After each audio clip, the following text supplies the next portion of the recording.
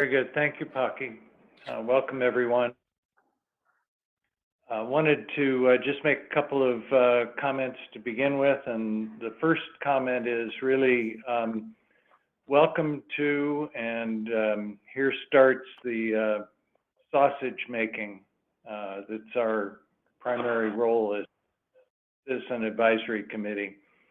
Today, we're going to be brainstorming projects from the list of named projects that we've received to date. As you know, we will still have to continue this once we receive those from the City of Tucson. Those are scheduled to be approved by the Mayor and Council at their second meeting in November. And that would mean then that those would be sent to the Technical Management Committee and forwarded on to us, and we could begin to fold those into the work that we're doing now. Along with that brainstorming that we'll be doing today, we're also going to start this back and forth process with the TMC as they receive these projects and as they debate among themselves kind of priorities. Some of that information and recommendations even will come to us. Ultimately, though, it's our responsibility to determine which projects and which categories end up in a plan that we recommend to the board. I know you know all this, but I like to keep repeating it because sometimes the process seems a little difficult to follow when we've spent most of our time learning up until now, and not so much in actually debating as a committee. We are collecting items for discussion, and I'm sure you all have your own, and I want you to feel free to pass those forward. But some of the things that we'll be talking about and debating as time goes on include things like maintenance.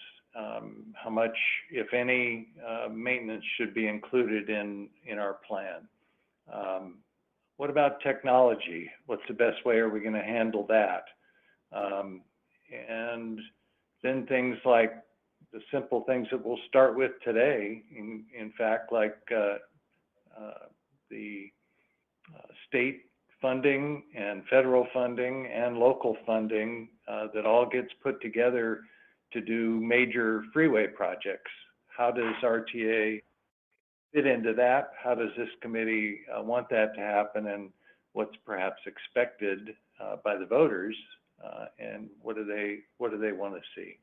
Anyway, a lot of things that we'll be talking about besides simply brainstorming projects that we're talking about today. So I don't really want to get much further into the sausage making because sometimes it's not so pretty.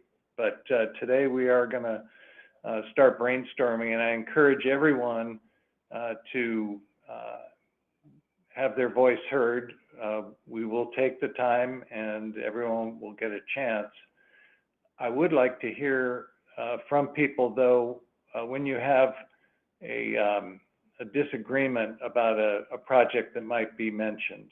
We're not going to necessarily debate all those projects today, but I want to be aware of them so that we can kind of park them and bring them back for full discussion at the appropriate time.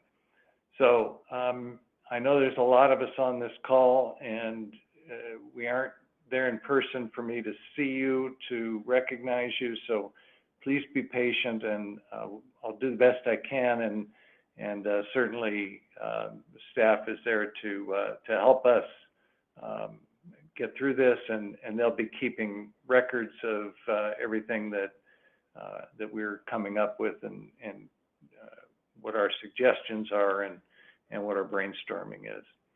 So I think I'll leave it at that, and just move into our minutes from our past meeting.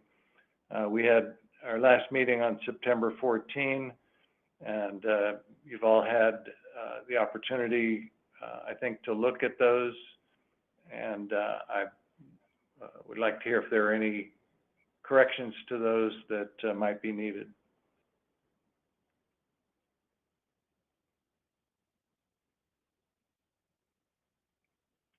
Mr. Chair, Brian If Keeley. not, I'm sorry, who was that? Brian Keeley. Oh, go ahead, Brian. I'll make a motion to approve the minutes as presented. Thank you. Do we have a second? This is Dale Calvert. I'll second it. All right, thanks, Dale. Any further discussion? Hearing none, all those in favor say aye. Aye. Aye. Aye. Aye. Aye.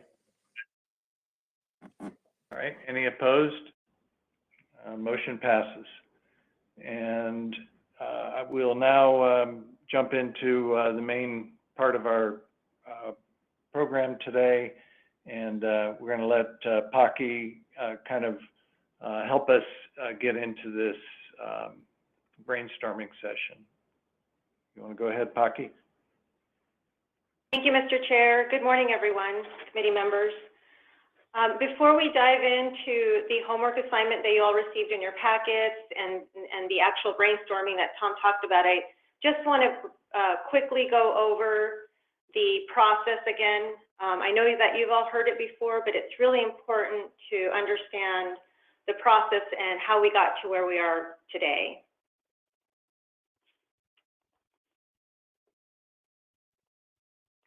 So as you all know, the plan and the excise tax expires in 6 years. You have been established as a Citizens Advisory Committee to draft this plan and a fiscally constrained budget. Both of these will require voter approval after the current plan and excise tax expires. The 9-member RTA board will adopt the final plan and select an election date. All of you on the CAC with technical support from the Technical Management Committee, known as the TMC, will draft the proposed plan, seek extensive public input before making final recommendations to the RTA board. The board has delegated the development of this citizen-driven draft plan to you, the CAC, and has charged the TMC with providing technical support to the CAC, just as we did before. So as you know, phase 1 has happened. The Citizens Advisory Committee has been established. You're the only committee delegated by the RTA board to develop a plan. This is a citizen-driven process. It's not jurisdiction-driven. However, we are all working together as one region. The second phase of the plan is establishing the plan priorities. Those goals have been established, which we will be discussing today, and you've engaged the public to confirm those goals. We will then be identifying plan elements and collaborating with the TMC to prioritize those plan elements. As we start entering the third phase, we'll be going back and forth between the second and third phase, but it's important to keep in mind that the TMC will be supporting the CAC to prioritize projects and develop a fiscally constrained draft plan. There'll be plenty of opportunity for extensive public input throughout the draft plan process. The TMC will also support the CAC in developing detailed cost estimates and project scopes. And then the public input plan refinement phase, as you all know, public involvement occurs during every phase of the process. But during this phase, the draft plan will be presented to the public for feedback. We will reconcile the proposed plan with that public feedback. You'll be finalizing cost estimates and project scopes. It's really important to remember that during this phase, the draft plan needs to be well-balanced and citizen-driven to meet the priority needs across the region and to match anticipated new revenues. So one of the ways that we receive public and voter feedback is through surveys. As you may recall, in early 2019, which was just last year, Seems like a long time ago, but just last year, at the beginning of the year, you, the CAC, drafted a set of guiding principles and goals to be considered in the RTA Next draft plan. A draft plan version of the guiding principles and goals was approved in July of last year by all of you. And then in the fall, you received additional feedback from on the guiding principles and on the goals from jurisdiction staff who serve on other RTA committees.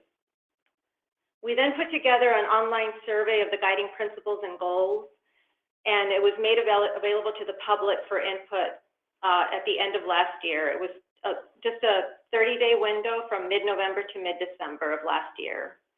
We prepared and conducted the online survey tool to an extensive distribution list, and it included, email, social media, in person, and during presentations.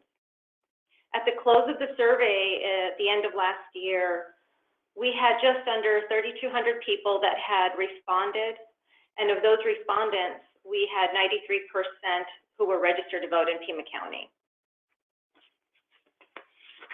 So one of the things we did is, looking at the survey results on guiding principles, for example, this provided us with a baseline feedback on the areas of strongest agreement to disagreement on guiding principles.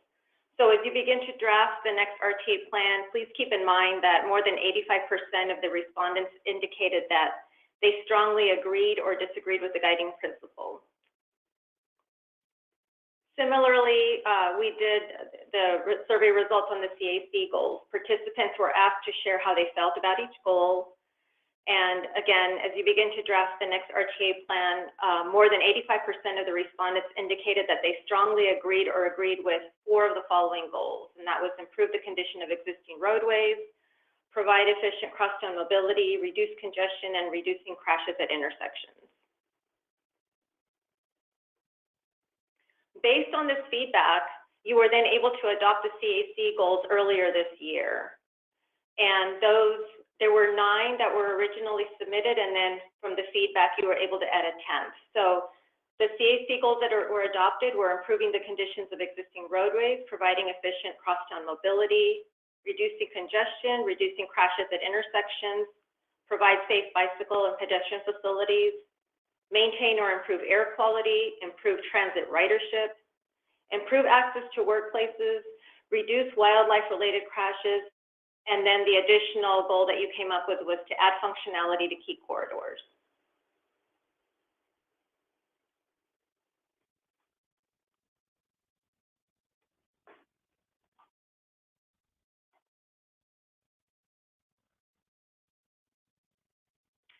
So in looking with the alignment with the CAC goals, the things to just keep in mind are that performance measures are used to confirm areas that need improvement. The alignment with the goals are going to help you to group these projects later on down the road. And at this time, we're going to be looking for alignment with the CAC's adopted goals that I just listed, the survey feedback, and just something to keep in mind is the geographic balance of the region, that these projects are geographically balanced. I'm going to take you back to the process wheel one more time just to remind you that the draft plan will be presented to the public for feedback. And one of the things that we want you to keep in mind is, what do you think the voters will value the most? Please remember that the voters are the ultimate decision makers, so we need to ensure that the final plan is acceptable to them. And as we have all learned through past transportation initiatives, individual jurisdiction projects who have wishes without extensive citizen-driven process and no regional focus don't usually fare well on the ballot. So again, what do you think the voters will value the most as we move through this process? So before we dive into these exercises that we're going to do, I just want to explain. I'm going to go over the questions really quickly.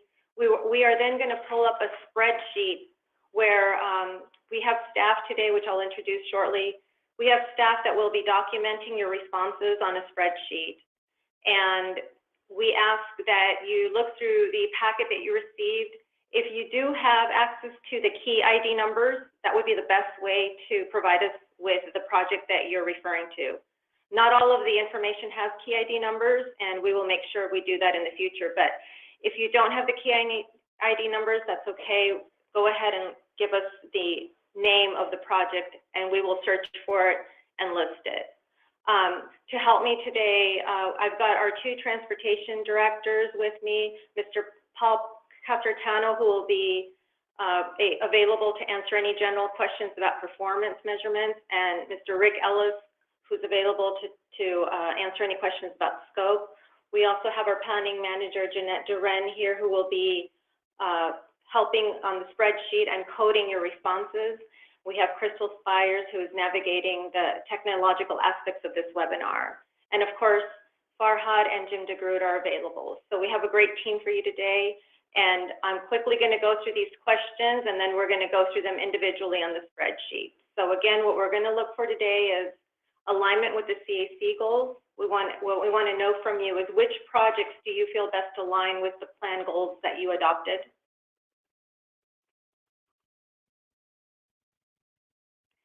And then alignment with the guiding principles. Which projects most align with the guiding principles that you adopted? We're going to be looking for consistency with survey results. From the projects that you select today, we want you to indicate which projects also meet public interest as identified in the results of the public survey. And then for clarity of scope, again, from the projects that you select, we want you to indicate which projects are scoped adequately to address regional transportation needs. For improving performance measures, once again, from the projects that you select, we'd like to know which projects best address established regional performance measures. And then finally, we would like to get your feedback based on your knowledge on the public sentiment. In other words, which projects do you believe will best address the current public sentiment to meet regional transportation priorities? So with that, we're going to move over to the spreadsheet. And if I could ask for a volunteer to start the process, we'll get that started.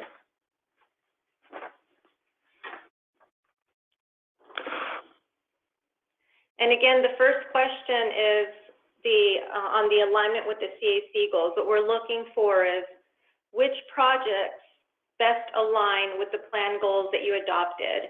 And those are those 10 goals that I listed earlier and that you should also have in your packet. Mr. Chair, Yes, Carolyn?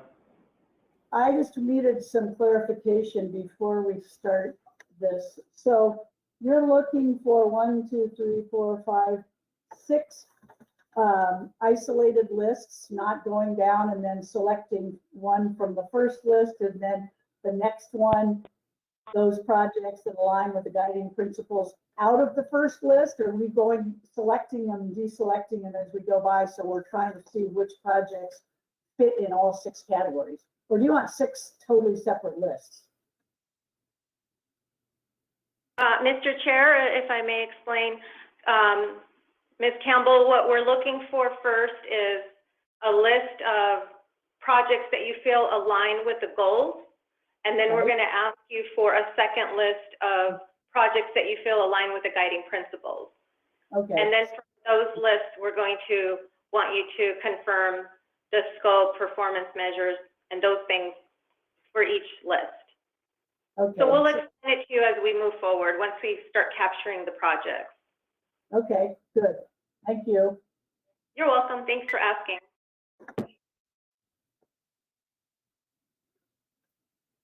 I apologize, Paki and everyone. Something happened to my phone just now, and I've had to dial back in on my cell phone. Just wanted to check and see if you can hear me okay. Yes, Tom, I can hear you. Thank you.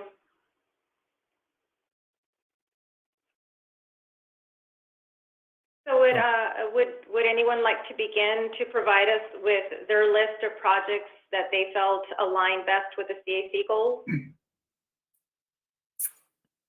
Paki, this is Jamie, or Mr. Chair. Go ahead, Jamie. So I know I don't have the specific numbers, but if we look at that first goal of ours is regionally significant transportation items. I think we'd be remiss if the I-10 and the 210 projects and all the related projects is not at the top of our list. I guess on the screen, it starts with basically 2540, and I can't remember, I think there's 15 related projects to that entire system. Because of course, if you do the I-10, you have to do all the interchanges. I mean, that's truly the only thing that's I mean, it's regional, so. As far as Yes, cross-town. definitely regional. One of the things that we'll discuss when we have that opportunity will be how have we historically handled the funding of those major interstate projects as a community, and as a result, is there money necessary out of the RTA, or will it be better funded with federal and state funds?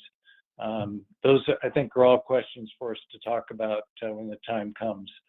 But if you want to talk about regional projects, certainly the interstate projects are regional. And then the other project that I'll add, I don't have the number, I think the Sarita project, that goes entirely east to west from Sarita all the way to Sonoyta Highway. Is it this one, Jamie, the Sahuarita Road one? Yeah, is that it, 441? I'm trying to look at my numbers. Yes. Yes, that's it. And by the way, I apologize for not mentioning, but we're going to be color coding your responses to track them. So that's what we're doing here. Thank you. Anything else, Jamie, that you wanted to add? I think those are the only projects that meet like a true regionally significant, right? Okay, thank you. Does anyone else have additional projects that they would like to include in the alignment with the CAC goals? Mr. Chairman, this is Did I hear two people there? Who was first? Chuck Dorr. Chuck. Okay, Chuck, go for it.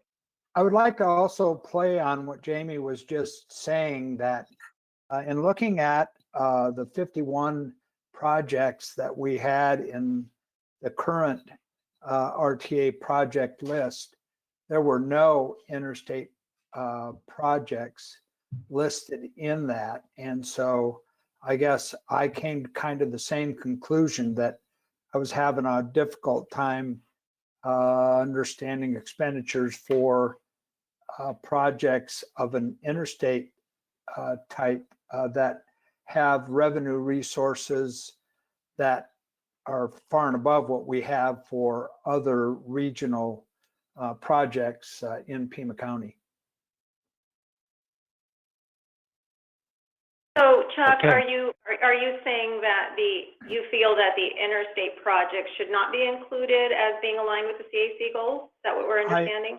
I am proposing that, and also I would point out that in looking at least the information that I have, and looking at how they meet with the 10 guidelines that we established for ourselves, 6 of those 16 projects only meet 3 or less of the 10 criteria that we're looking for too. So somewhere along the way, I think we need to cull out some of those projects that don't seem to be in keeping with what we've established as our goals for the whole project.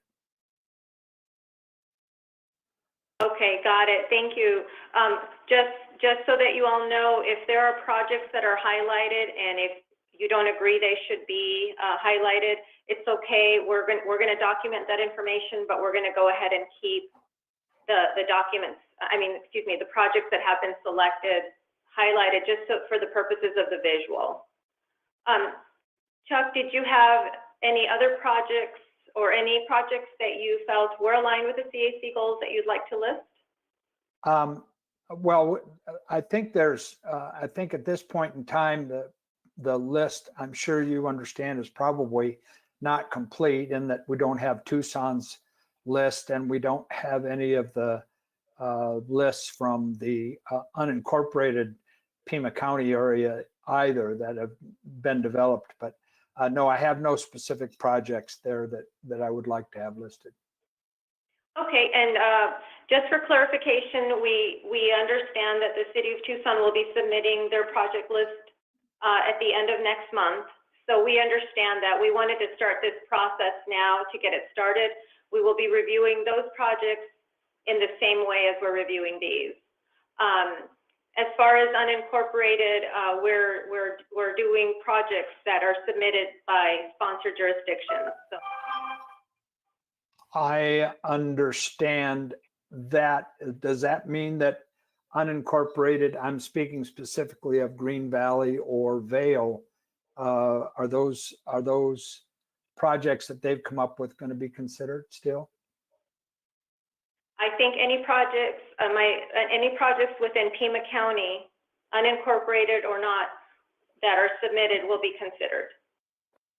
Fine, thank you, Paki. Thank So you. Chuck, just Feedback, Chuck.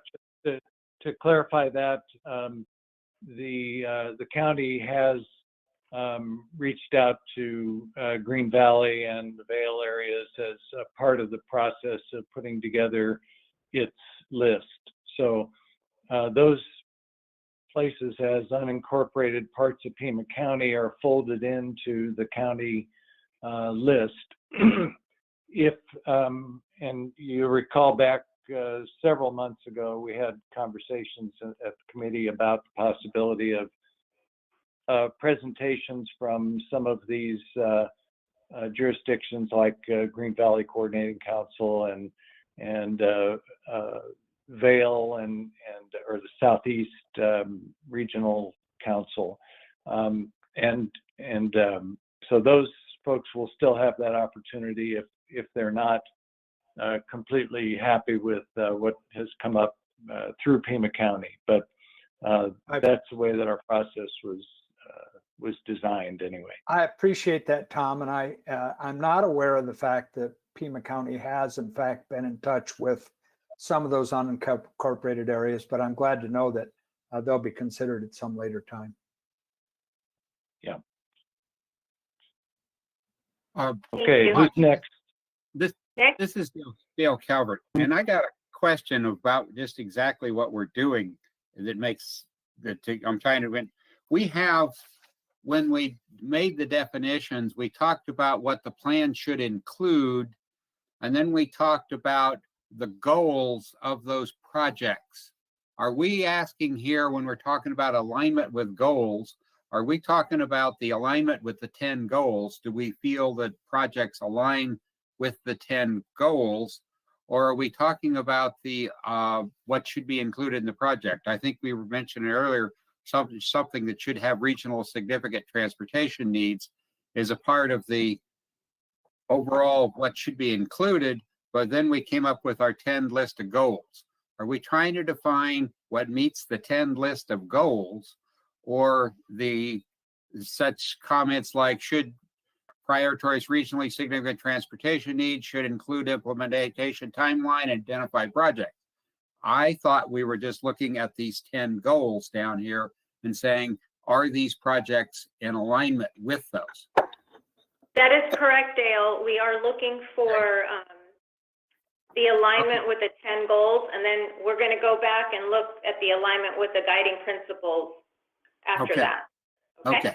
So that was my understanding, and my comment then is when you look at the goals, I went through and did an analysis of counted, and look at all the projects that met goals, and by staff standards, and if I start with that, most projects meet at least 5 of those goals. according to the staff analysis. And I'm sure some people may have some quarrels with those analyses. But I went through and identified that there's only, of the projects that are listed, we only have one project that only met one of the goals. All projects met at least one. We have 6 projects that met 2 of the goals. We have 1 project that met 3 of the goals. We have 2 projects that met 4, and we have 14 projects that met 5, and everything else was above that. So when we talk about what is in alignment with the goals, I think the vast majority of the projects align with the goals. And I'm not sure that, I understand where we're going, but when we're checking off a box, I think probably anything that has 5 or more of the goals probably aligns with the goals. Now we can say it needs to meet 6 or 7 or 8, but virtually all the projects align with at least one of the goals. And in most, Dale, yeah, go ahead. Dale, let me take a shot at your question. I think I understand it. The question here is really not just which ones show some alignment with our goals. The question is here, which are the ones that have the most alignment with our goals? In other words, the ones that come closest to meeting our exact desires as far as the project, as far as a plan that we would put together. So in that respect, perhaps saying something like, and this is just a suggestion to the rest of the committee, perhaps saying something like, let's start with those that are over 5, or those that are over 6 or 8 or 10, but let's talk about which have the highest priority for us. And for me, I did basically the same thing you did, but my feeling was that those that had like 9 and 8 and even 7 were superior projects for the most part. There are some that don't seem to quite fit our goals, but they're good projects also.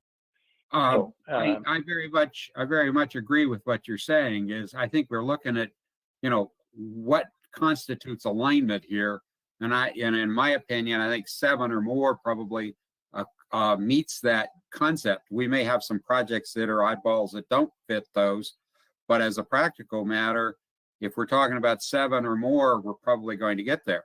Then there's a secondary problem when we talk about interstate roads. There's some things that are projects that interstate projects, because it's a very unique part of the bigger project, but has been segregated off by scope and sequence, only meets 2 or 3 or 4 that might have a different priority. So, but I would go back to the concept that we ought to have something like, it ought to meet at least 6 or 7. And we ought to talk about, we ought to go along with that, and because that's going to take out about half of the projects.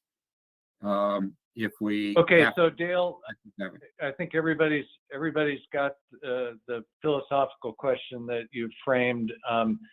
Let me turn it back to you and ask you if you've got a handful of projects that you think rise to the top that you can lay out for us.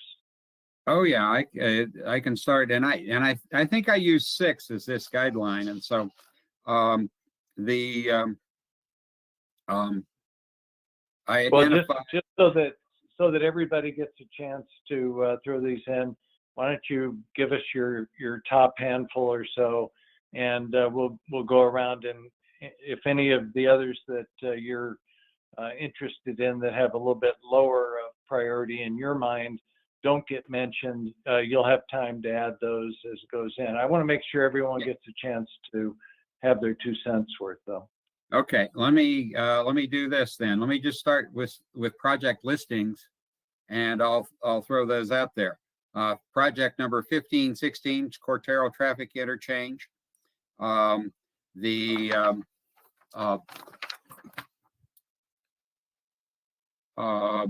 Tangerine Road Traffic Interchange.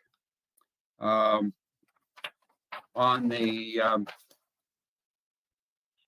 other freeway projects, I didn't define it in that term, so I'll let other people comment about those and have some other people have the floor. But I went down project 1494 on Houghton, 473, 1535, 479, 2546, 481,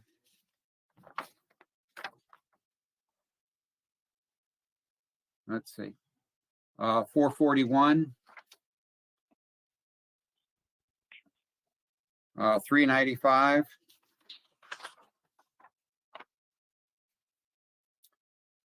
3570,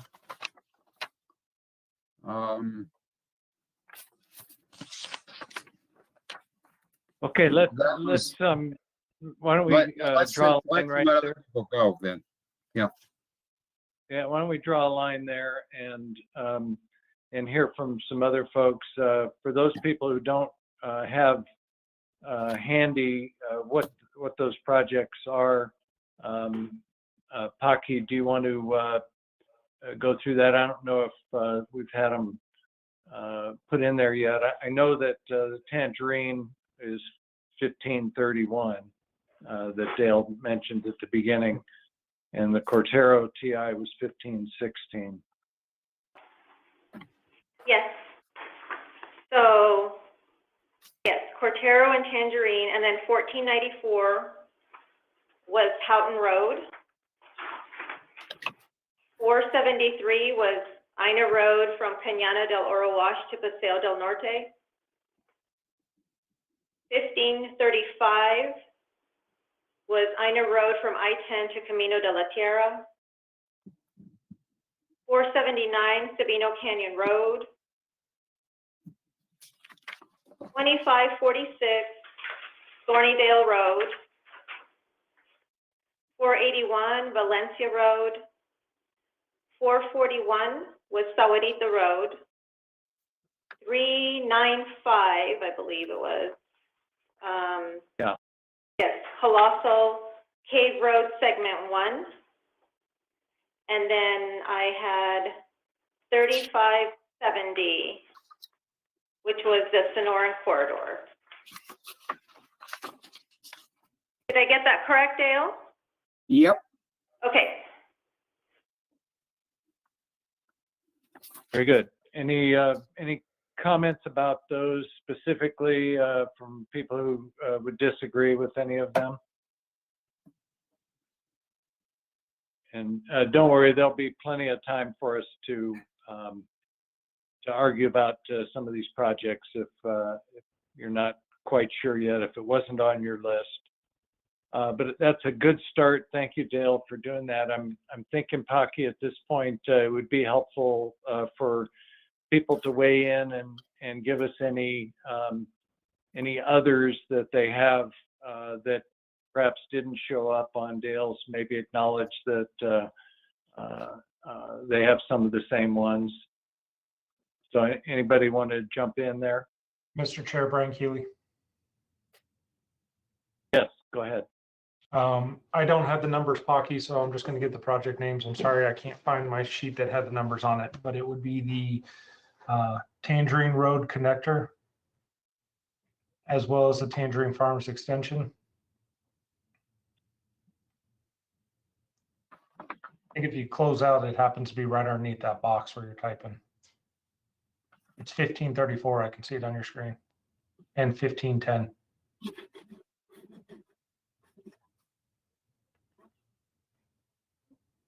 And then keeping with that same spirit of the ones that seem to check off a lot of the goals would be the Orange Grove Road segment 1 and 2.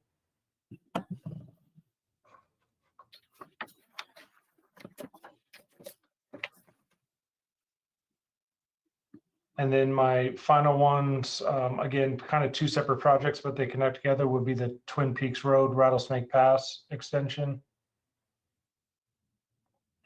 And then the one below it, 3562.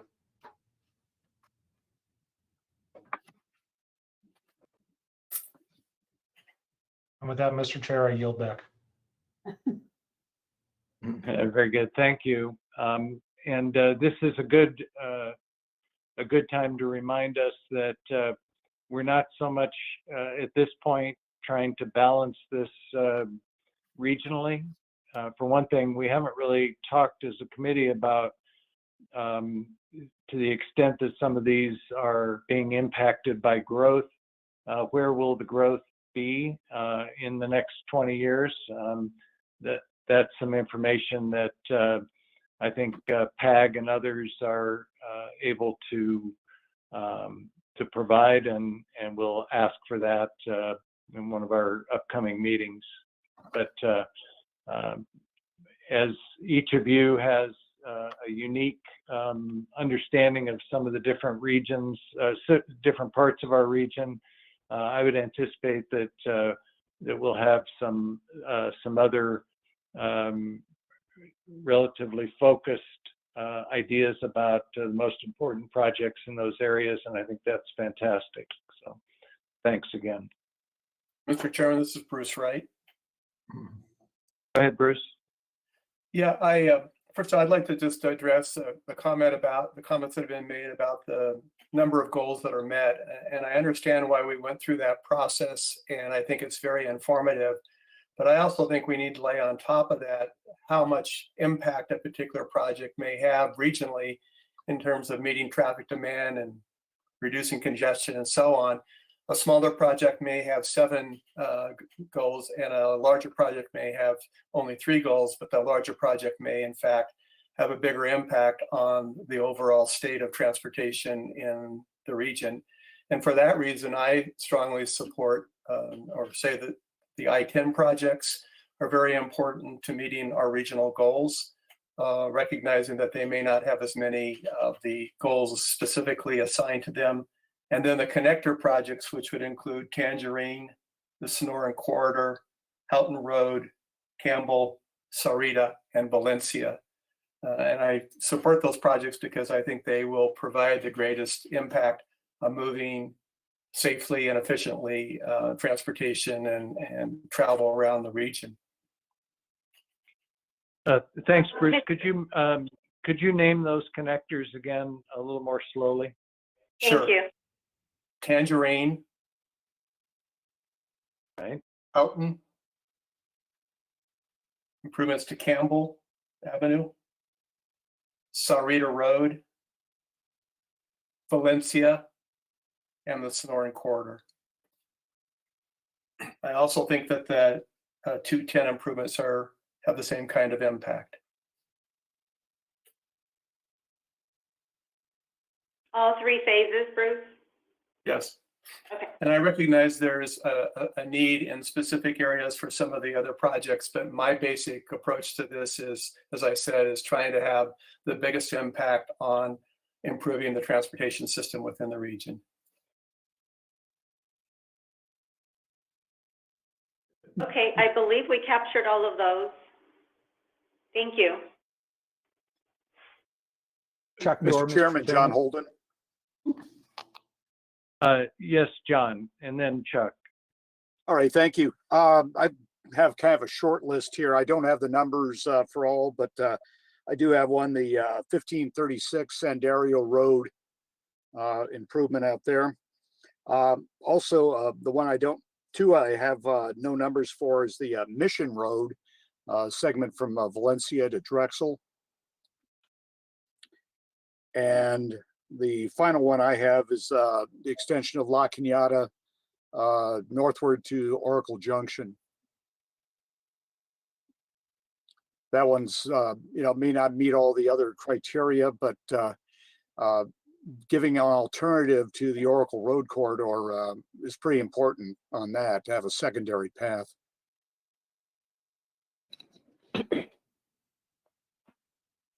And that's my list. Very good. Thanks, John. John, if I can step in, Chuck, this is did Rick you have a Ellis. comment? Did you mean La Cholla instead of La Cañada for that extension running up to the Oracle Junction area? I'm sorry, I may have the the names wrong on that. I constantly get those two roads confused on that, but whichever one that was identified by the Oro Valley folks is going north to Oracle Junction. I think that's I the La didn't even Cholla realize. extension. Yep. Okay. Thank you. Yeah, that's good. I just wrote La Cholla, even though he said La Cañada. I don't. Yeah. Okay, we did. We have the correct one, La Cholla. Thank you.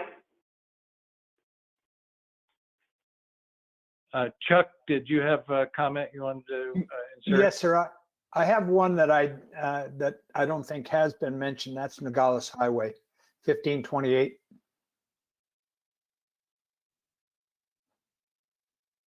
That was the only additional one I had. Okay, thank you. And Mr. Chair, this is Ted Maxwell. Go ahead, Ted. Okay, and I apologize. I've been trying to keep up with it, and the print on the sheets are so small. I'm sure the numbers are all off, but I wholeheartedly support everything that Bruce Wright said for the record, because I think I tried to view this not as how many it can connect, but where are we hitting some of the higher goals that came back both from our feedback and the guiding principles. So the ones that I think I've got to add, I'm trying to add, and if I repeat them, I apologize.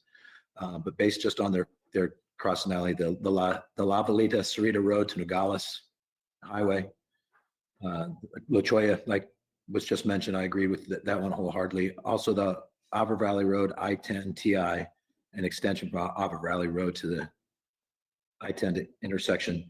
One that's going to receive a lot of concern, but I think it needs to be on the list for further discussion, is the Snyder Road Bridge in Spino Canyon Creek, because of where that area is still growing, and we need more connectivity there, but it's at least worthy of a discussion, continued discussion. Campbell Avenue South, the Coyle Crossing, that area as well. I think we already grabbed all the Tangerine Road connectors through the Marana area, and then the final ones, the El Toro Part 1 to La Cañada Drive in that area. And those are the ones. And again, I just purely looked at it from a standpoint of what were almost those 4 highest areas that we got on both on the feedback and on our principles. And I'm sure we'll have plenty more discussion. Thank you. Thanks, Ted. Just making sure we were able to capture those. Jeanette, did you get all of that?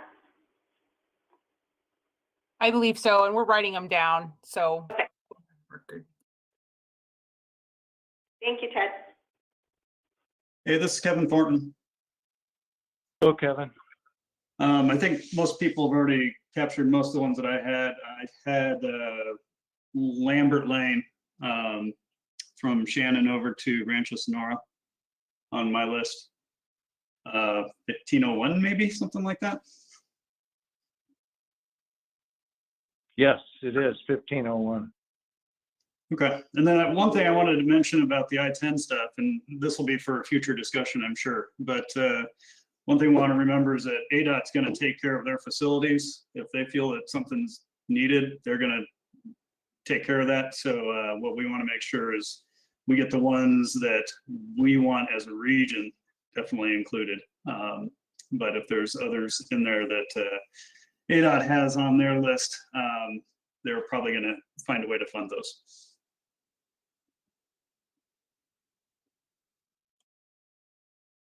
Mr. Chair, Chris Schmaltz. Go ahead, Chris. My list includes many that have already been added, but the one I don't think has been added is 1513 Alvernon Way.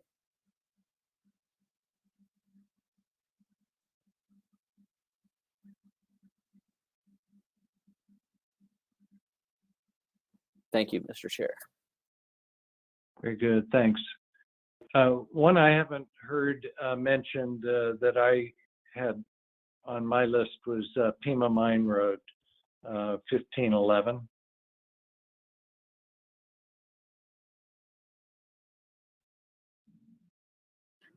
This Dale Calvert. One I missed when I went through was Marianne Cleveland Way, which is, I know a big chunk of that city of Tucson, but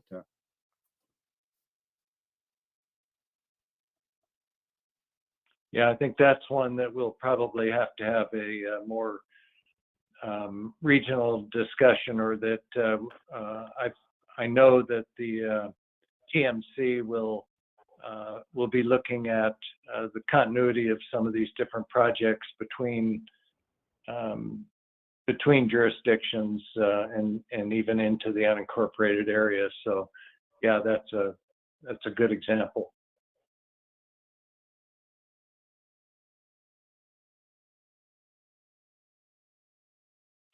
Any other thoughts before we move into the guiding principles alignment?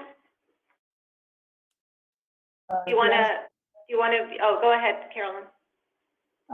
Yeah, I struggle with this, and I did basically what Dale Calvert did. I tried to just answer the question about these 10 goals, and the regional issue wasn't one of the 10 goals, which is coming up next, and the other one. And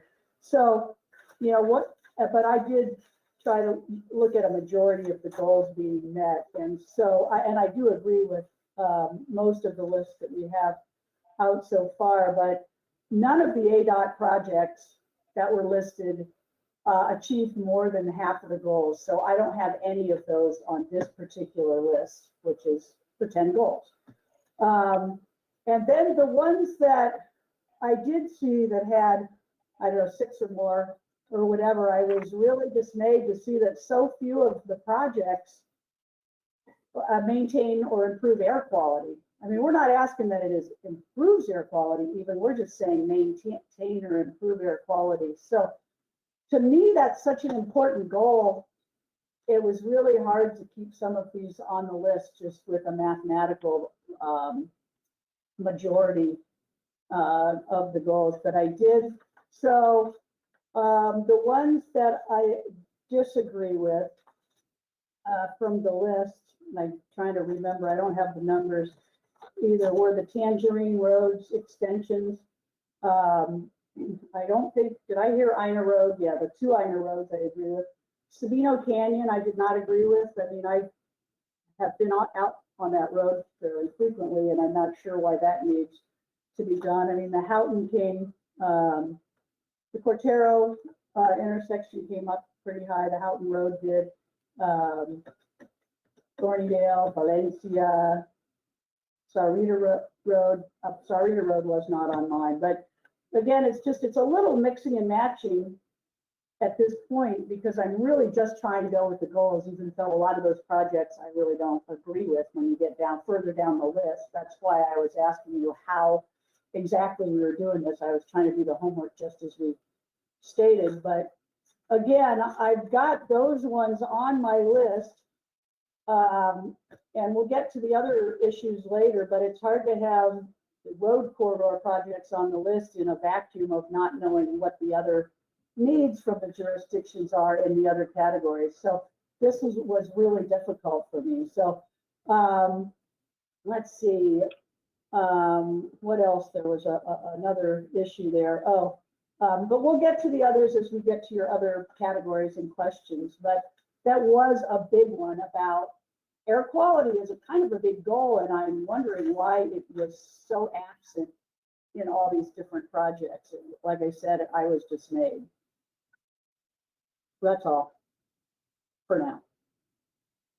Paki, I wonder if Paul is on and might address perhaps the accuracy or the thought processes that may have gone through in identifying particularly that goal, the environmental impact goal. Hi, Mr. Chair, Paul here. Can you hear me? Yeah. So correct me if I'm wrong, Paki. The project alignment with the goal areas initially was filled out by the sponsor agency. So their understanding of how well the project that they had scoped aligns with the goals is where it was started. Now we're at a point where you're looking at that information, recognize that there could be some discrepancies there where it might appear logical that some projects would undoubtedly have alignment with air quality maintenance or improvement, but it may not have been selected by the project sponsor. So just take it with a grain of salt and realize there may be some disconnect there. Okay, Mr. Chair, can I respond to that? Carolyn. Yeah, and I just wanted to bring up that I had brought that up last time when all the jurisdictions did it themselves, and there's not necessarily a continuity between jurisdictions, nor maybe do they all understand exactly what we were asking. I can't really speak for them, but hopefully we'll have them come back and so we look at this now that they know, what we're asking for. But so I appreciate that, Paul. And that other question I had at last meeting was if the RTA staff was going to either go through that and look at it through your lens, or you're going to get back with the individual jurisdictions and try to be consistent across jurisdictions in terms of the boxes they were checking. Thank you. Pocky, to that extent, I'm wondering if somebody there, you or perhaps Farhad even, or Paul, can communicate that need on our part to the TMC. That's the place where they all where all the jurisdictions come together. And if we could have them try to normalize that response, not just for that one, certainly that one stands out to me as well, but to each of them, when they talk about congestion at intersections, are we kind of mixing apples and apples, or do we have some coherence to the way that they're answering those individual boxes? Mr. Chair, if I may, Mr. Chair, as Paul mentioned earlier, some of the responses to those alignment with the goals are somewhat subjective, and through the process, as you refine your list, we'll have more objective analysis of the group of projects, and ultimately, especially when it comes to air quality, ultimately we'll run our models and demonstrate that the air quality conformity is one of the goals that we need to accomplish. So the level of detail will eventually evolve, that you will have more specific objective information. At this stage of the game, we really relied on individual sponsors to determine if they see that as a goal, and if they identify which one would be an outcome of the proposed project. So definitely we'll get to that point, but I would ask you to allow that information to eventually be refined and built on a final project list. We may not have additional information at this time, and anything we get back may still be subjective. Mr. Chair, this is Chris Schmaltz. Yes, Chris. I think this is a really great discussion, and I think it warrants sort of further sort of focus as we move forward, because it exposes, in my mind, a fundamental tension that we're going to have to grapple with as we move forward on assessing and picking projects. Because I think one of the issues that we're going to have to confront, and why likely none of them indicate that it maintains or improves air quality, is multiple elements of these projects encourage people to drive their internal combustion cars, and make it easier to get in their car and drive from home to work and back again. And that is a sort of part of what we were tasked to do, right? Making it easier for people to get around. But it also exposes sort of projects and sort of thinking that in the era of internal combustion engine, where we all are not driving electric vehicles with zero emissions, what we are doing is making it easier for people to drive by themselves to and from work or to the park or wherever. And so that tension exists and will continue to exist, especially with regard to that category. And I think we all need to be mindful of that as a committee, because part of what we should be encouraging is less single vehicle driving around. So that's just my 2 cents on that. But I think that this discussion exposes that tension, which will be ongoing. Mr. Chairman, this is Dale Calvert. Can I follow up on what Chris just said? I totally agree with that, not only on air quality, but the bicycle pedestrian facilities, et cetera, are things that would impact air quality. Hopefully most bicyclists don't put out too much pollution. But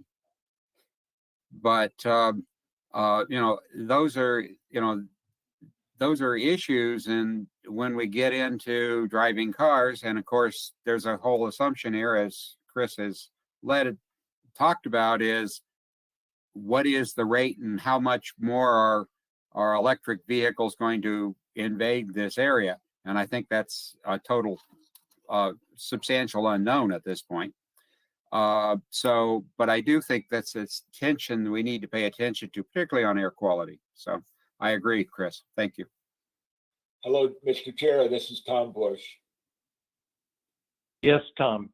Yeah, I would like to mention a couple of projects that have been mentioned that are more locally or more to the north, which is also a growing area. I'd like to say again, Lambert Lane was on my list.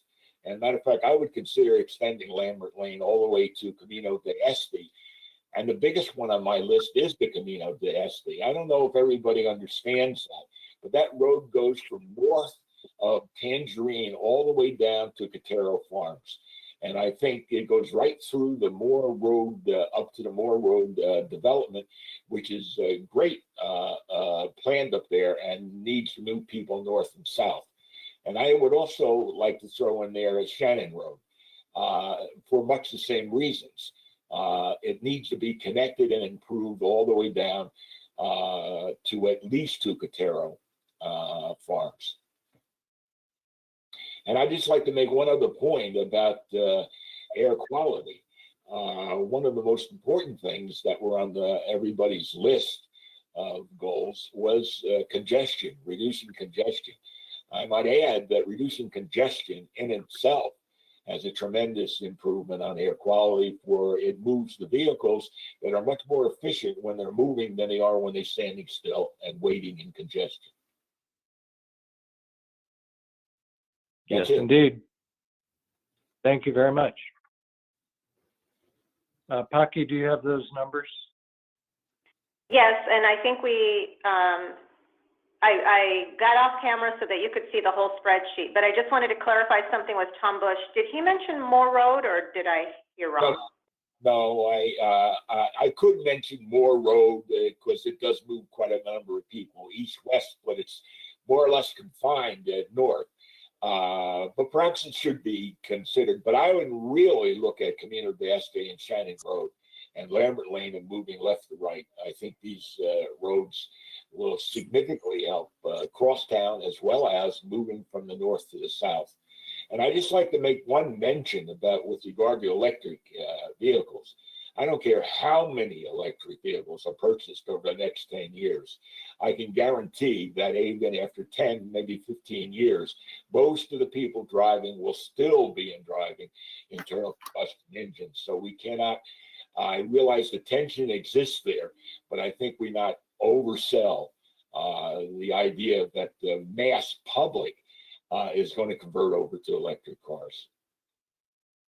Okay, thank you, Tom. Okay. So, Mr. Chair, Yeah. let's see, I have Lambert Lane, Camino del Oeste, and Shannon Road. Yes. Mr. Chairman, this is Diane Shiflett. Go ahead, Diane. Thank you. the discussion about the priorities that we set, the guidelines and the goals, I echo the concern or disappointment that one of them that we set was to reduce wildlife crashes. And I interpret that to also mean to take into consideration the impact on wildlife with any of these improvements. And so with that being said, I'm just wondering, hold on a minute, that only 8 of the initial 80 projects we looked at, and I understand that it's negotiable, but only 8 of them actually addressed that guideline. So even if there's projects with multiple points that they meet, only 8 of them even addressed the wildlife crashes. And so I want to just point that out. And the 8 projects that do that, I could list them. But a key one that I don't have the number, Pocky, is the Interstate 10 Avra Valley Road traffic interchange and extension. I don't have the number for that, but that's one where it says that in partnership with Coalition for Sonoran Desert Protection are working on the concepts for that crossing, which is great. I really support that. And the other projects mention possibly that they will support the wildlife crossings, but don't get into any detail of how that's being addressed. So if I may list the projects, it's 1534 Tangerine Road Connector. I know some of these have already been mentioned. 477, the Orange Grove Road Section 2. 1538, the Twin Peaks Road Rattlesnake Pass Extension. 441 Saurita Road. 1521 Naranja. The one I mentioned, the Interstate 10 that I don't have the number. The 1499 Snyder Road and 1505 Quail Crossing. Also, the Sonoran Corridor 3570 doesn't address it, and that seems like a very huge project where that should be front and center. Thank you. Very good. Thanks for bringing us back to that topic, which has come up. But this, I think, is also, Farhad, one of those areas where we'll have more refined information about the actual scope of these projects and how they might address wildlife as we go on. Mr. Chair, can I respond to Diane just real briefly? I think Paul, this is Carolyn again, Paul explained this before about that environmental and the wildlife issue. Not all of these roads, that's a big portion of what we're trying to do here. Wildlife crashes don't occur all over the region. There are particular areas where it's a problem and will need to be addressed. And mostly that's, near the mountain ranges in the parks. And so that's why it doesn't occur all the time, is because it's in environmentally sensitive areas that it's even an issue. But I do want to say, because of that, there are the 2 that I would disagree with, and one is Lambert Lane, because that's a totally new extension going through a regional wildlife corridor. And we're having to find money to mitigate current roads. We don't really need to build new roads. And I would say the same thing about the Avra Valley Road extension, depending on where it goes. We're just asking for new problems when we're putting new roads through a significant wildlife corridor. So I don't know if that really explained to Diane about it's only certain areas that it's even an issue. And then lastly, I'll just say I totally agree with Chris Schmaltz and with Dale Calvert. So thank you all for bringing that up. Over now. Mr. Chairman, this is Diane Shiflett. Go ahead, Diane. If I can respond to Carolyn, thank you for clarifying that. And I agree that should be the priority. Thank you.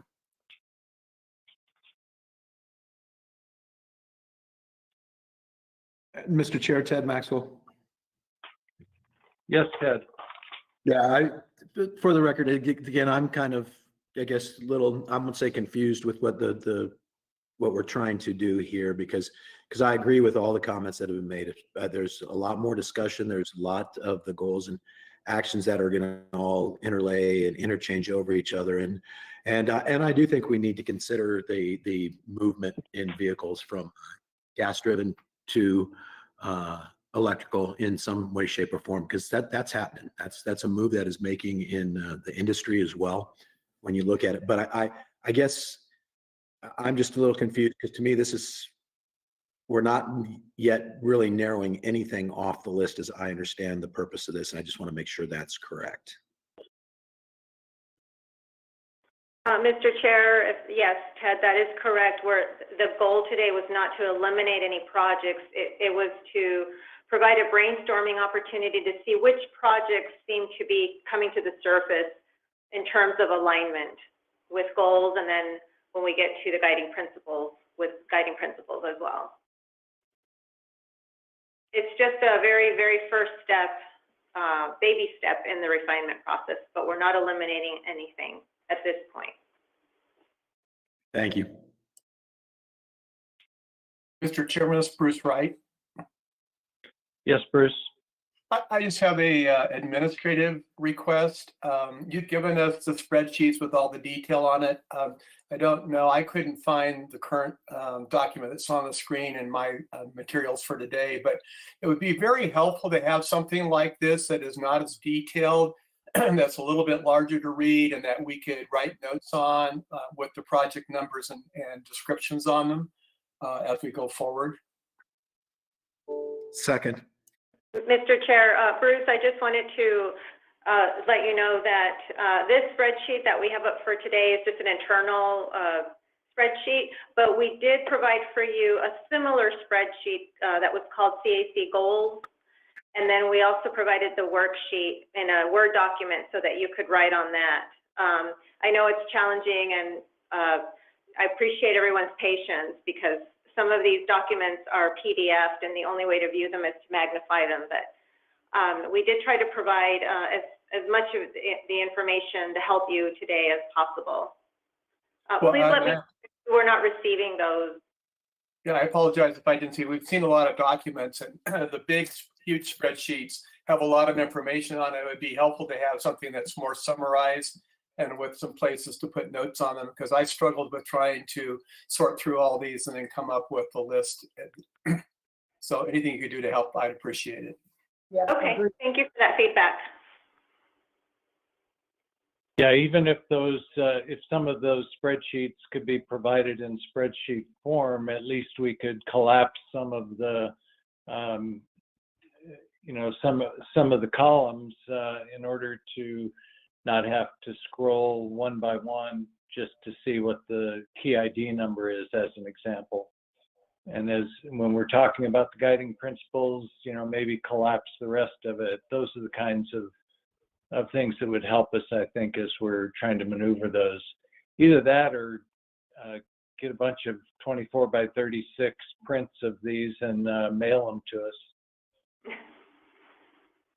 Okay, no, thanks for that feedback. And we, again, appreciate everyone's patience. We are all, the staff, still working from home, most of us as well.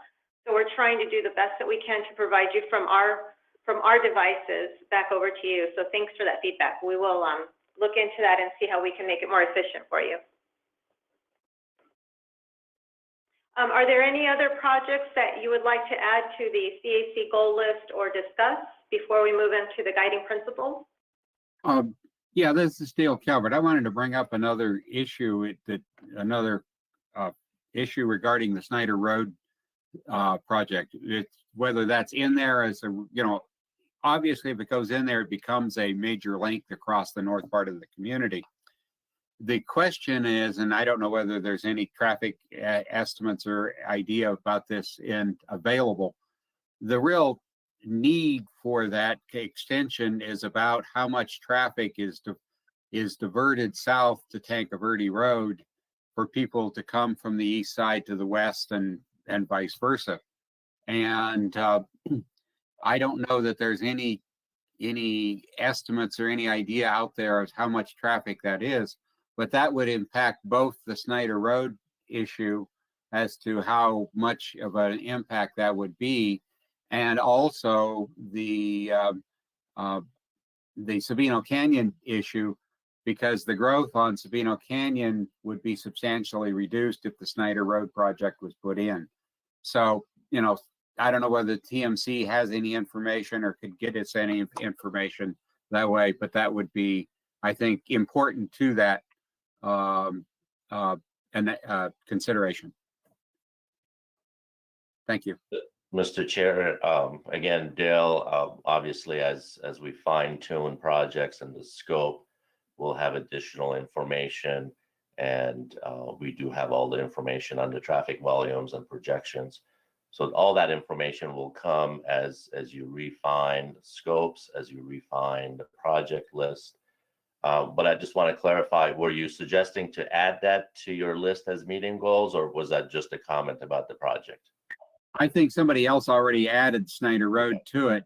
I Okay. actually passed on doing that, but I understand the importance of the conversation, and so I have no problem with it being on there. Okay, yeah, it's already marked. I just want to confirm that. Thank you. Yeah. Okay. This is Mel Cohen. Was Abra Valley I-10 on there? I don't understand the chart. Yes. Yep, it's on there. Yes. Pocky, I have one other project that I haven't heard mentioned that I thought was pretty high in alignment of with our goals, and that was the Irvington Road project, 3566. Okay. 3566 Irvington.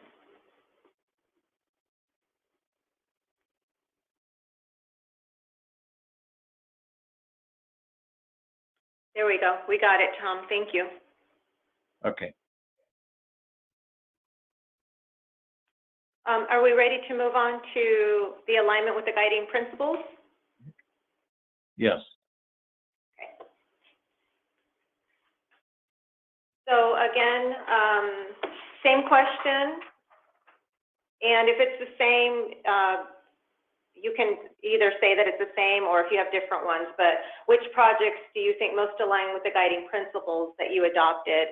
And those were also shared in your packet, and these are the 7 statements about things like prioritizing regional significant transportation needs, that they should include an implementation timeline, those kinds of things. So again, your thoughts, feedback on which of the projects best aligned with those guiding principles.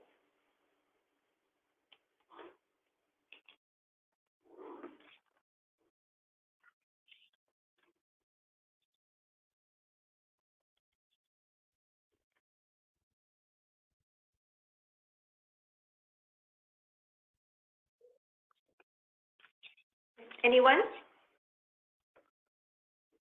I'm going to say from my standpoint, this is Dale Calvert. I'm going to say from my standpoint, I think we pretty much would align on these things, except there's going to be clearly things like we talked about with Marianne Cleveland Way. There are things with growth patterns, et cetera, as we get into that discussion that's going to impact and add things to this.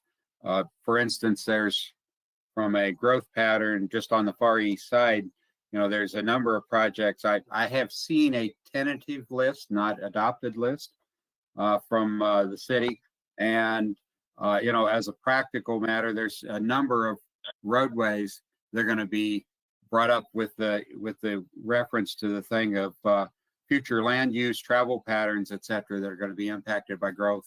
And I'm sure there's things on the northwest side, but I think we need to talk a little bit about the growth before we probably make those decisions. So. Thank you, Dale. Any other input on the guiding principles?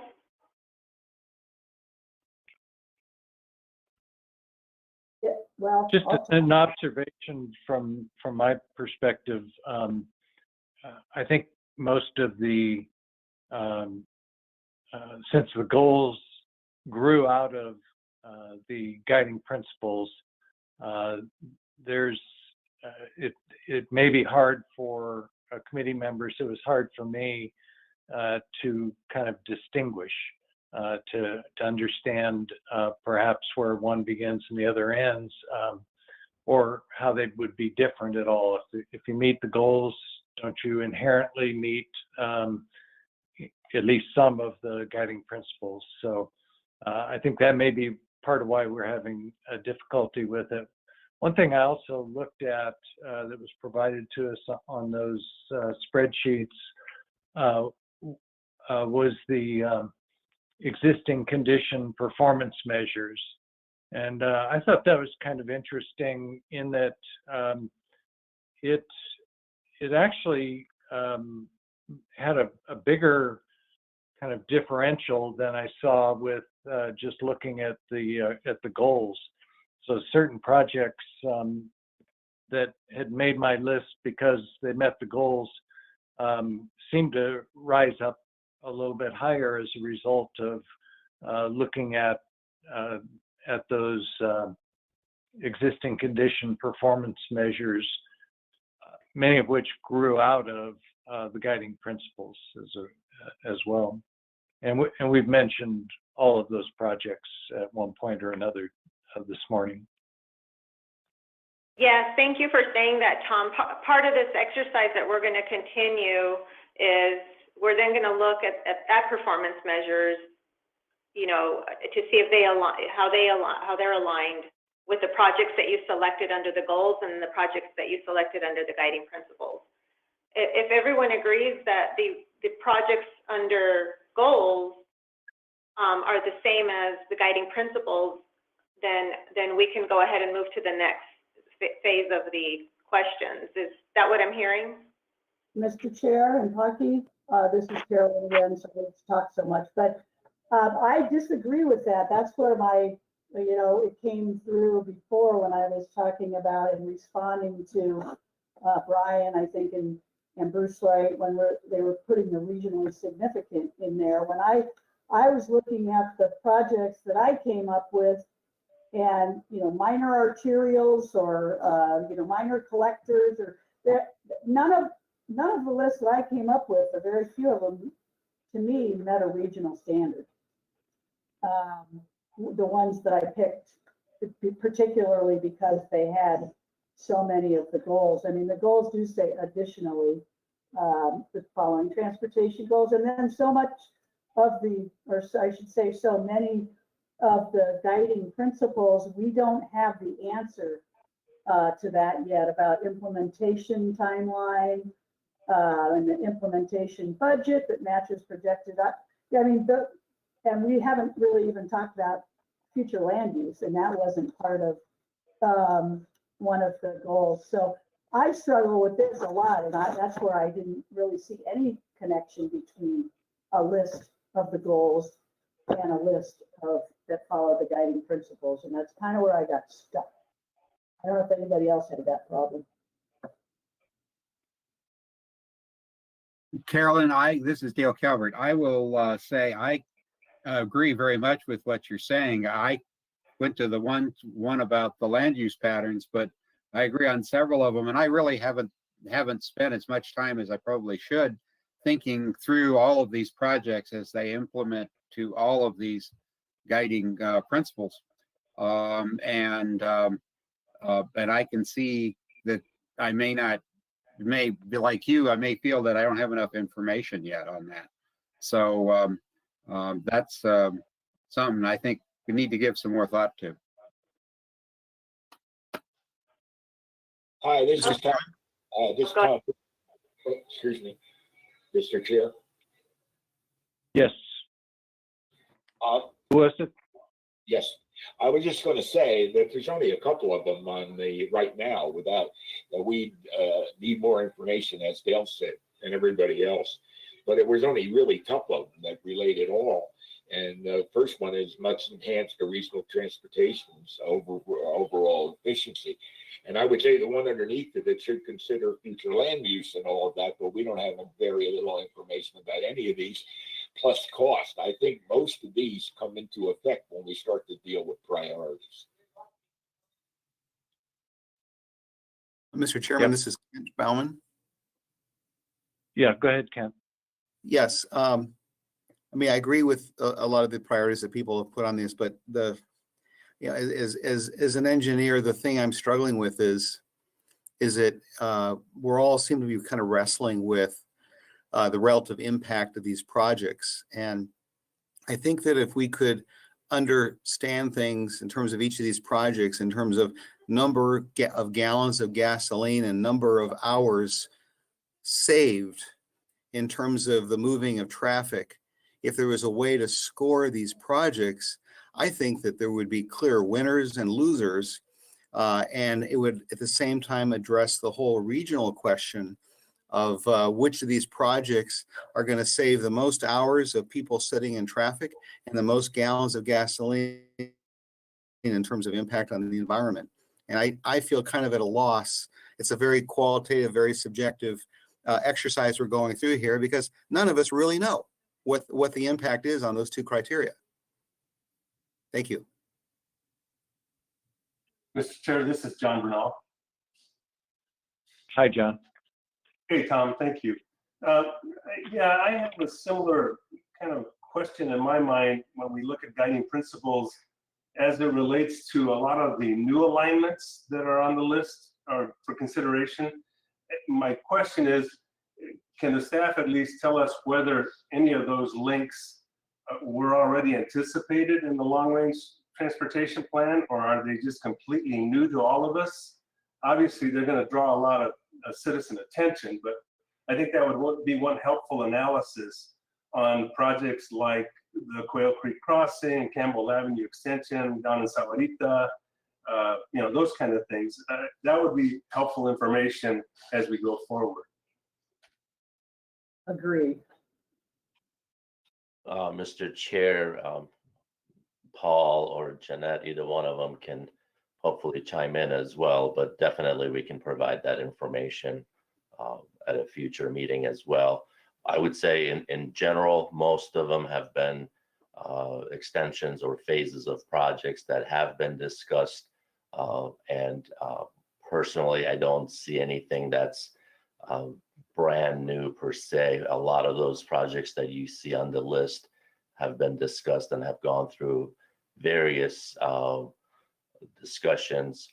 Most of them may not have a very detailed scope. For example, the I-10 projects, those have gone through a very extensive public process that they have a design concept report.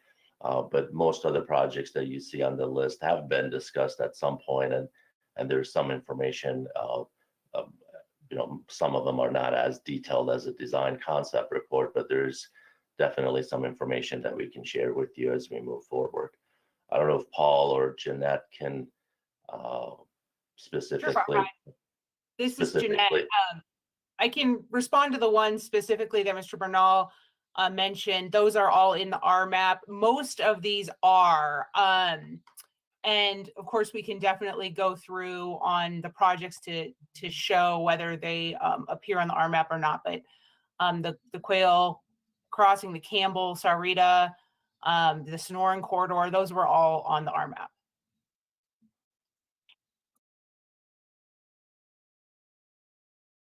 Thank you.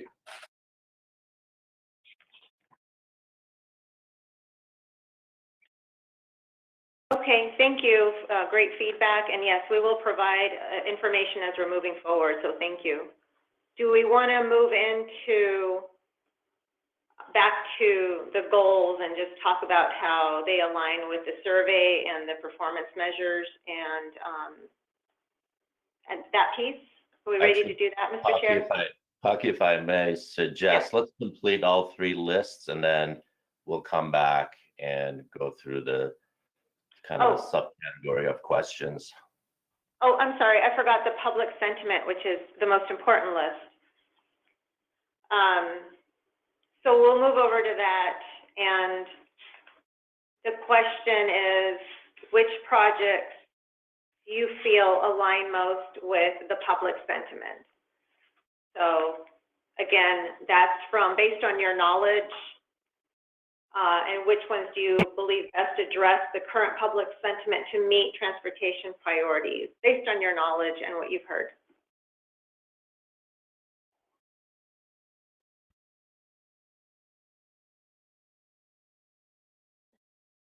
Mr. Chair, this is Ted Maxwell.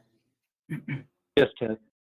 Yeah, I think this is a difficult one to lay down. I mean, I support probably every project that's been recommended going forward, but I'd hate to, at this point, be speaking on behalf of the public sentiment when, I don't know how much of this list is even out there and the conversation's really begun. So I just question what we're going to gain by starting this test here. Yeah, Ted, one thing. I agree with that. This is Chris Schmaltz. I think it's premature to start aligning based upon or how early we are in the process to comment on, unless we're like trying to organize this by what the survey revealed. But even that, I think, is problematic. So, well, I think that's part of the issue. This really is based on the survey and kind of the top priorities or the top levels of agreement among the public that participated.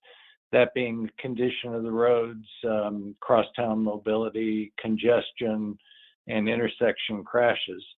The projects that we're talking about are corridor projects, regional corridor projects, and as a result, they're more likely to meet, in my view anyway, all of these issues that the public has identified as perhaps the areas that they were most in alignment with our guiding principles or with our goals. So I would hope that the projects that we've named will mostly stand up to that kind of scrutiny, because these are the type of projects that are described, in my view, by those public opinions. You don't address intersection crashes except by improving roadways from point A to point B, and congestion is really what many of these projects are about. And as the fact that they're mostly regional, we can have that debate, Carolyn, but by regional, at least at this point, we're talking about projects that go 5 to 10 or 15 miles, ultimately as a part of a route. And so that they're going to address crosstown mobility. And anytime we repave a project, we're going to improve the condition of those roads. So unless we see some specific projects that have been mentioned that we feel violate any of those public sentiments, then I also would be hard pressed to see how to go forward with this one. Okay. Mr. Chair, this is Jamie. Go ahead. Mr. Chair, Tom, this is Tom. I would like to know how many projects on the alignment with goals have we selected so far? That's what I was just going to, Mr. Chair, I was just going to show you. Let me take off my camera for a minute. What we did is we're showing you all of the projects. Jeanette, if you can scroll down to see how many. These are all that you've chosen today for alignment. Oh, sorry, I thought they were grouped. Trying to get a rough number, just so you have an idea of what you all felt with all of your feedback of what we came up with as aligning with the goals. Looks like about 65 out of the 80. All right. I mean, if I add to something, I'd like to see if you could send a list out to us just with those 80 projects on it. And somehow, if you could correlate the more detailed explanations that were like single pages to those 80 projects, because it would be very helpful to be able to look at the details versus this and focus on these things for as we go forward, at least for the time being. Yeah, Mr. Chair and Tom Bush, What I did was I provided a link to all 80 projects on the presentation slides, which kind of gives a quick recap of performance measures, goals, and scope. So you received all 80 with that information in a link. It's a huge file, so we were only able to provide it with a link. Then we also provided for you a project summary list that talked about those, you know, the parameters of the project and the performance measures and all of that as well. That's that document that needs to be magnified because it's in PDF form. Great news. Thank you. Thank you. Mr. Chair, this is Jamie. Yes, Jamie. So I got to tell you, when we go by the public comment, I look at both intending neighborhood or not neighborhood chamber meetings in the Bell area, and it's pretty clear that they want something done about Cloud Cave Road, 395 and 396, and then the Houghton Road and Cerrito Road are all like local public issues. Again, if we go back to the survey, the biggest thing they want to see is improved condition of existing roadways. So any of these that widen or improve the conditions, so to speak, I assume that's what we mean is what they're wanting. And crosstown mobility, I think, would meet those requirements. I got to tell you though, if we back up a little bit, I'm starting to feel uncomfortable with our scoring. It seems like this is pretty unscientific, or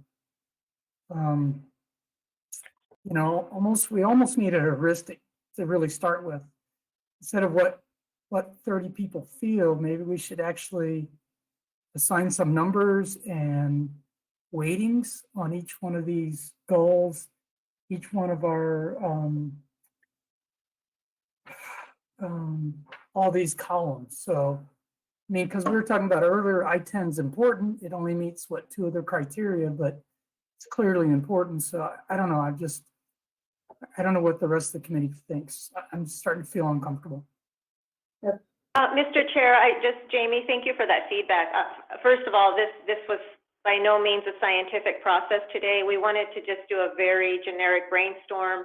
We're not trying to eliminate anything. We're just trying to get an idea of the alignment with the projects and the goals that you all adopted. We were trying to find that correlation. One of the reasons I had started to jump into the survey and the performance measures is that you could take a look at what you just described from the you know, what the public said, like the 85% that pick those 4 goals as their top priorities. But I think we wanted to also just get an idea of what you've been hearing from the public, and I'm understanding that you all feel it's too early right now, but we just wanted to see if any of you felt that, you know, based on your knowledge, which might address some of the public sentiment you've been hearing. So, but I appreciate that feedback, but no, this is not scientific today. This is just a brainstorm. We're not getting rid of anything. We're just trying to get an idea. Mr. Chair, this is Carolyn, and I agree with Jamie, and even more so about, I mean, I wouldn't use the word scientific or not, but you asked for people's lists, and then you also asked if people disagreed with the list. And some of us disagreed, but they didn't come off of the list. We have some people want everything that on the ADOT list, and some of us want nothing on, or not want, but scored them. And then you've still got 65 projects, but none of them came off when you asked that question. So I'm wondering why you asked that question and what you're going to do with it. And then I would say 65 of the 80, you know, then we're talking about the regional or not regional and some of the other things, and nothing's really coming off. And the public sentiment, I agree with, people want to improve the condition of existing roadways. And if we knew about whether maintenance was going to be in or not, that would solve a lot of the existing roadways that aren't being improved. that need help. Some of the not major roadways, or some of the bicycle facilities that are in terrible shape and things like that. So I'm getting increasingly uncomfortable with this too. And I'm wondering if do we have all of the projects from everybody, except for Tucson, or the tribal lists in here, because it wasn't mentioned whose projects these were. And again, as far as this being in a vacuum, it seems like some of these big groups of projects are just throwing in the kitchen sink. And if we could ask the jurisdictions in their big scheme of things what they would want, it would just make this so much clearer to all of us. So those were my concerns. Mr. Chair and Carolyn, the projects that any of you have disagreed with, we are documenting those separately. We did not build a column for not aligned with the goals.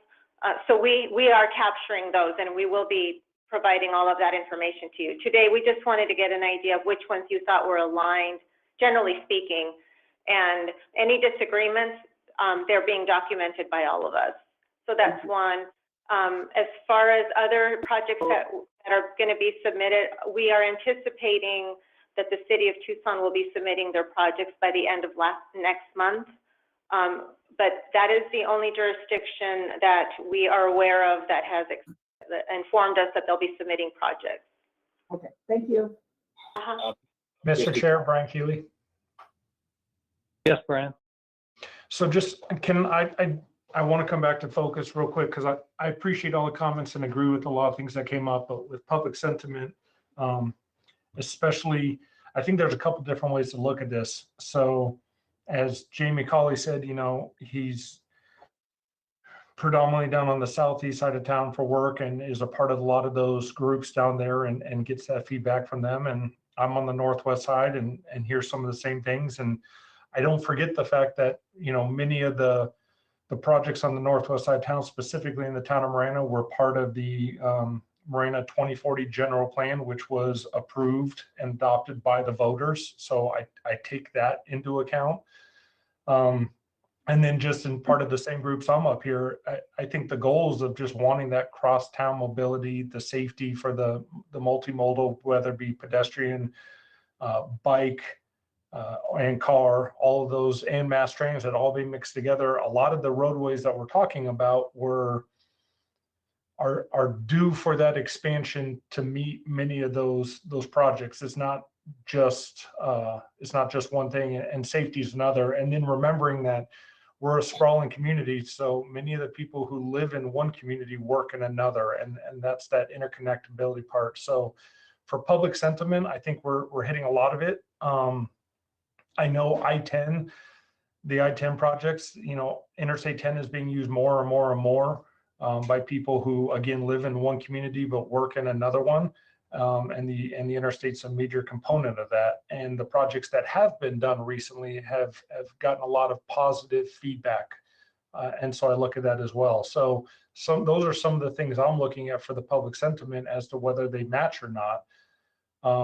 And again, I think everyone, regardless, could look at all of these projects and say that in one way, shape, or another, if you use these roads or live in the vicinity of them, then you have a positive outlook on them making it in. The hard part here is knowing that there's not enough funding to do all of these, or else I don't know that anyone necessarily projects. So that's where some of this is going to get difficult. But that's just my input on this. Yeah, I think that's really well put, Brian. One thing I'd mention to people, just to remind you, is that there was outreach from each of these jurisdictions to their constituencies, some,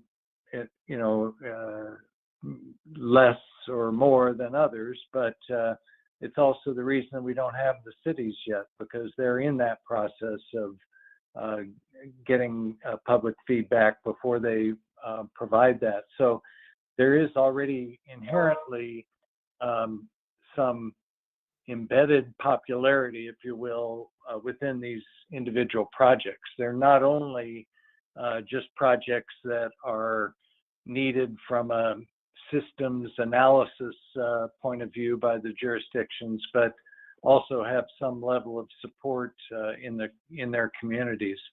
And obviously, although we don't have any projects removed today, for that reason, we also haven't added anything to our actual final list. You know what I'm saying? This is an initial cut. It isn't necessarily complete, and certainly won't function because it's probably already $3 billion worth of work. But we won't put on the list or take off the list without discussing these projects. And I think the I-10 is a perfect example, and I brought that up at the very beginning of the meeting, that the question about how these should be funded and how much RTA should be involved in the I-10 and other ADOT projects is something for us to talk about.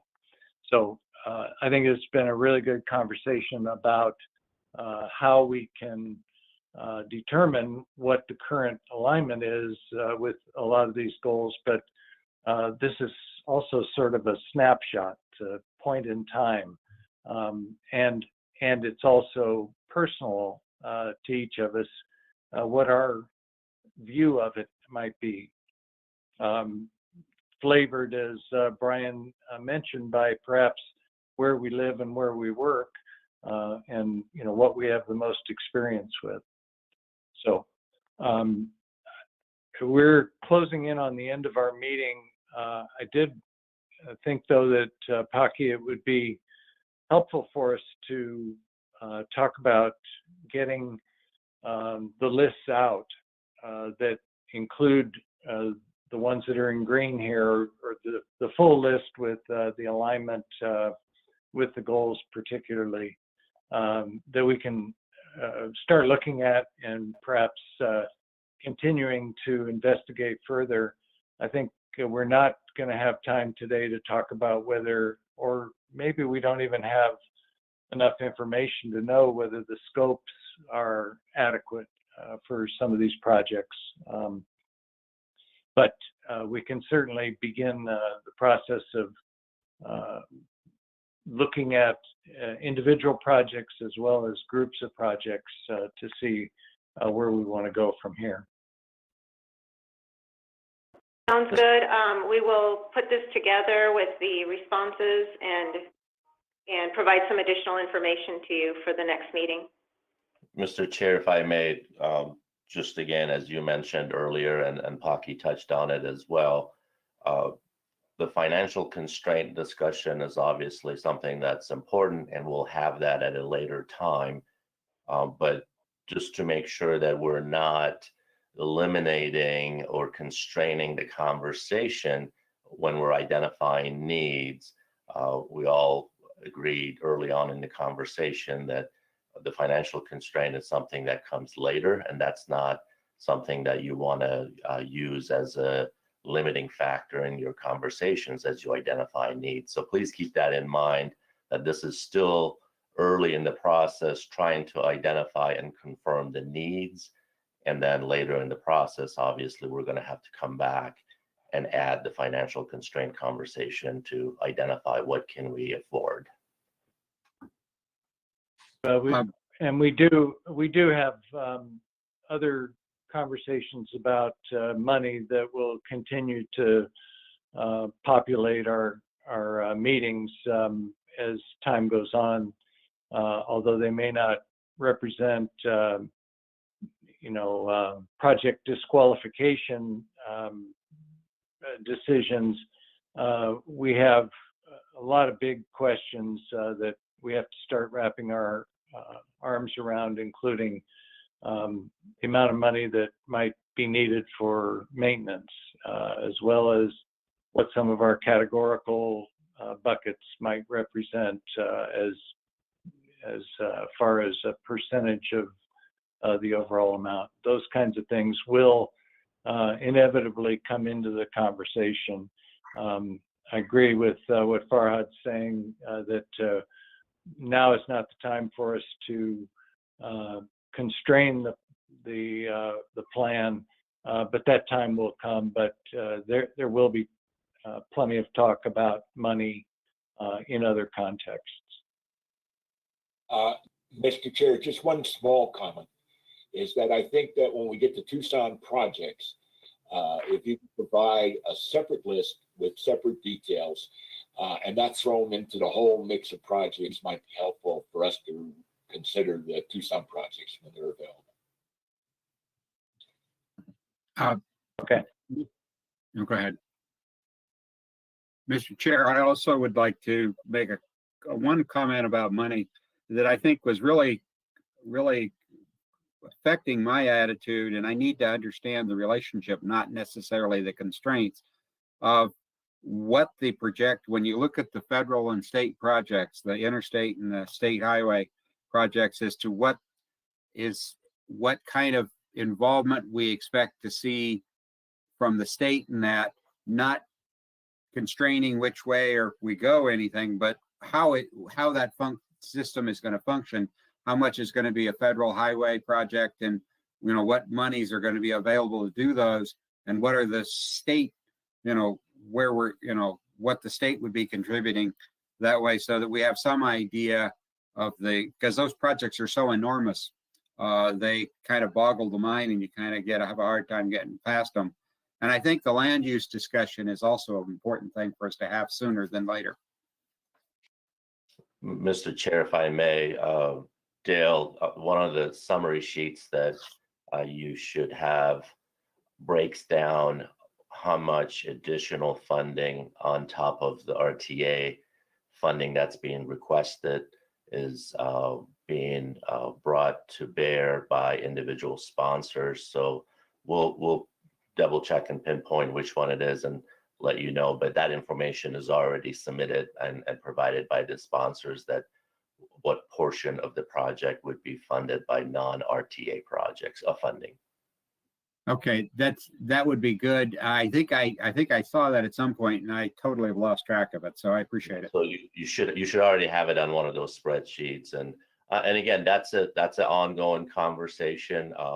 That's what's being recommended at this point. But obviously, through the process, as we fine tune cost estimates and talk about the financial constraint, then those are the conversations that we could have with individual sponsors to see and obviously confirm the amounts that are being committed. Okay, thank you.